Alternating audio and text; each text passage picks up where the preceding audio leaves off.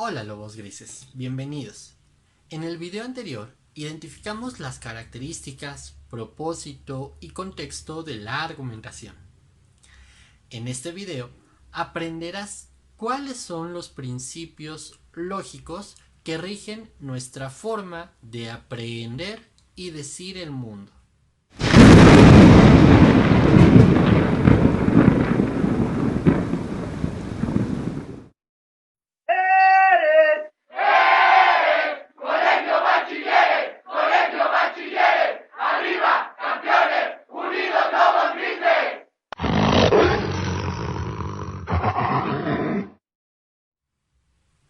Toda ciencia tiene proposiciones o enunciados. Por ejemplo, en geometría, una proposición es: el triángulo es una figura plana de tres lados unidas por tres ángulos. Sin embargo, sabemos que para reconocer un triángulo necesitamos de proposiciones más simples, como saber qué es una figura plana. Una figura plana es aquella que está limitada por líneas rectas o curvas y todos sus puntos están conectados o contenidos en un solo plano.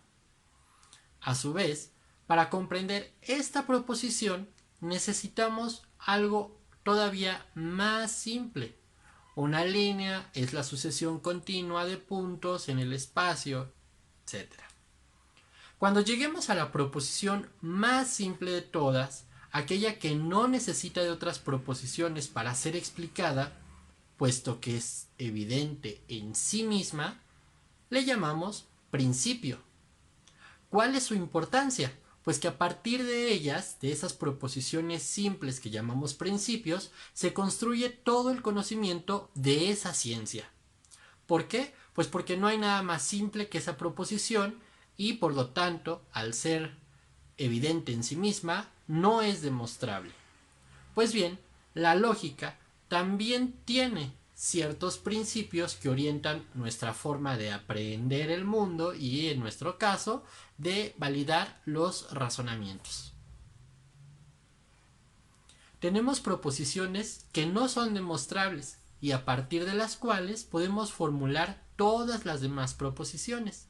Son tres los principios lógicos supremos de la lógica: el principio de identidad, el principio de no contradicción y el principio del tercero excluido, todos propuestos por Aristóteles, y aunque Leibniz propone el principio de razón suficiente, en el programa solo necesitarás de estos tres. Veámoslos. El principio de identidad se plantea de la siguiente manera: una cosa es idéntica a sí misma y se simboliza P es igual a P, donde P es una proposición.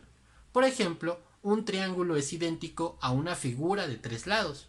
Una figura de tres lados es idéntico a un triángulo.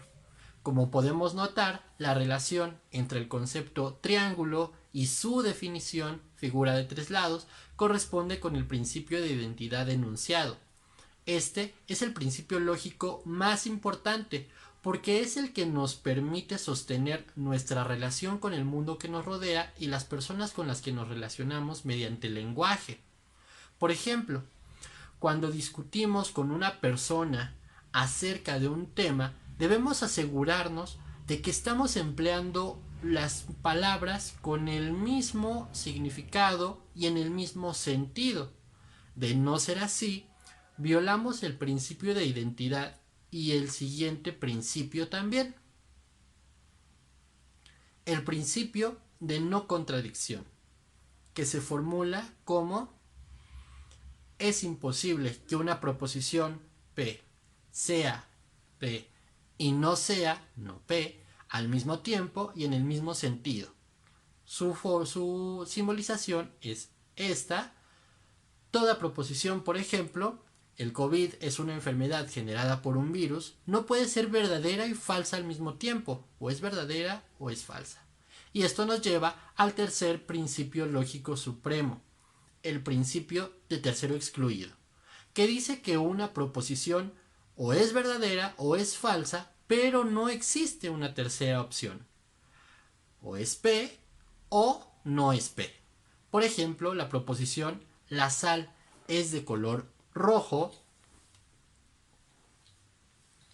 solamente tiene dos posibilidades, o es verdadera o es falsa.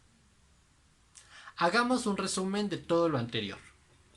Toda ciencia se cimienta sobre proposiciones simples que no son demostrables por otras proposiciones, sino que son evidentes en sí mismas.